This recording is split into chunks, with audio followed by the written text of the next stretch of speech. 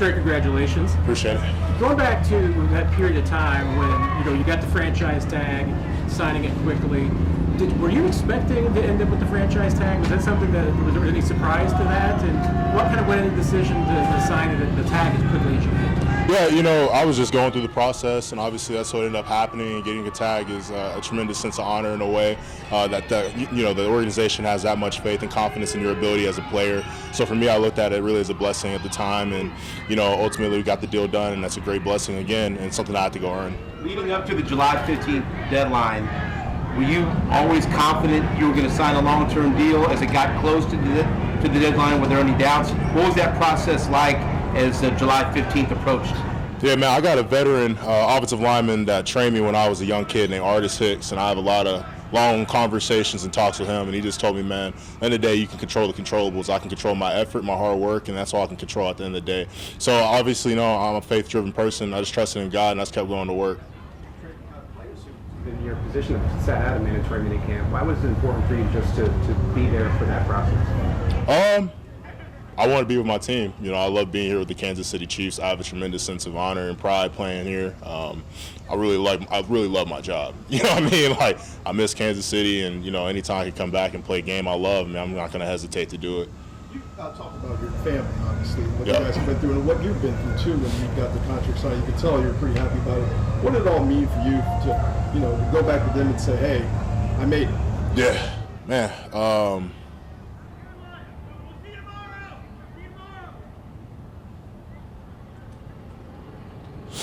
My bad. I lost my mom when I was 15, and I made 2 promises to her that I'll get my degree and play in the NFL. I didn't promise her I'd be the highest paid, but I made a promise, man, and my parents sacrificed so much for me to be here, so much, and to have that moment with them, it's special, bro. It's special, and it's something I won't take for granted, man. My bad. You're good. Trey, how's your conversation with your sister as well? Yeah, it was awesome, man. Ashley was at work, so she missed the FaceTime call, but, just super excited, man, and just talking to them and, just really happy, man. Just, we went through a lot, and being able to, sort of put an exclamation point on that. There's still work to do, but it was just an amazing time to spend with both my dad and my sister, What's your message to guys? Because, so many people put so much stock in where people are drafted and things like that, in terms of just the fact that you can come into the league, work your way into being the highest paid interior lineman. Yeah, man. Every day, just come to work.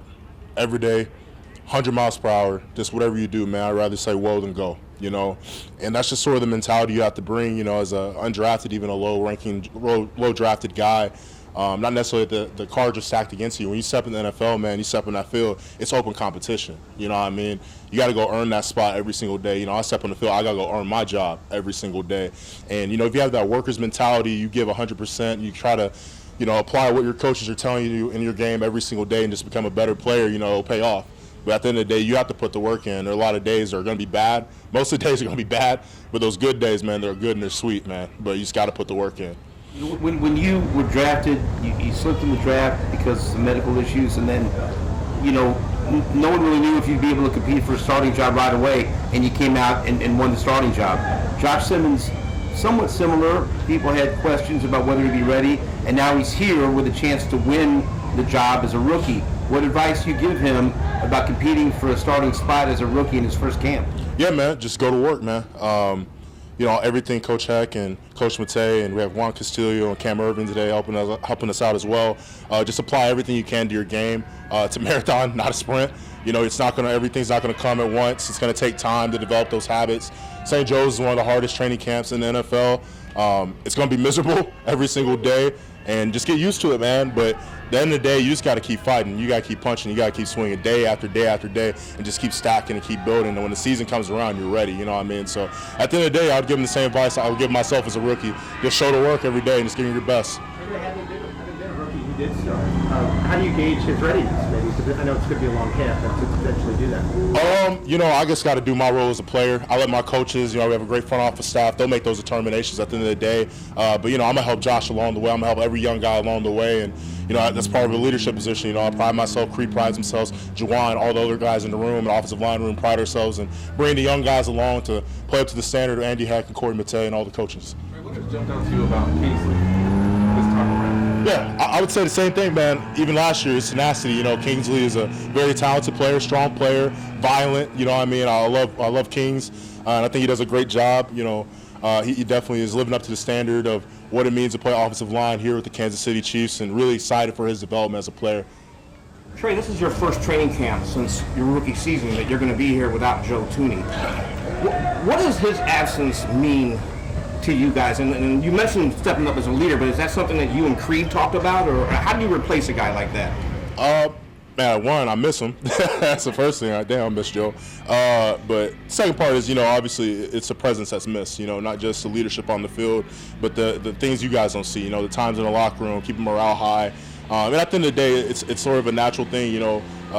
Father Time sort of just phases it out a little bit, and obviously it's Creed, JT, and I just in an older situation, and it sort of sets on us just with our age to sort of be the leading presence in the room. And the beautiful thing about it is Joe Thuney was such a great leader that he gave us an example and a standard to set by. So for us, we know what it looks like to be great, and for us, it's just coming close to that. So when the line goes out to dinner now, who picks up the tab? You, Creed, or do you put it on the rookie? No, man, we don't do any rookie hazing or anything like that, man. I was a low draft pick, so I would never want to make a rookie pay first round or not. Anybody, I don't like that. But we'll definitely foot that bill. You know what I mean? The actual moment of when you got the call or the actual news that you were getting the deal that you wanted. Yeah, it was a little hectic day. It's actually in my barbershop.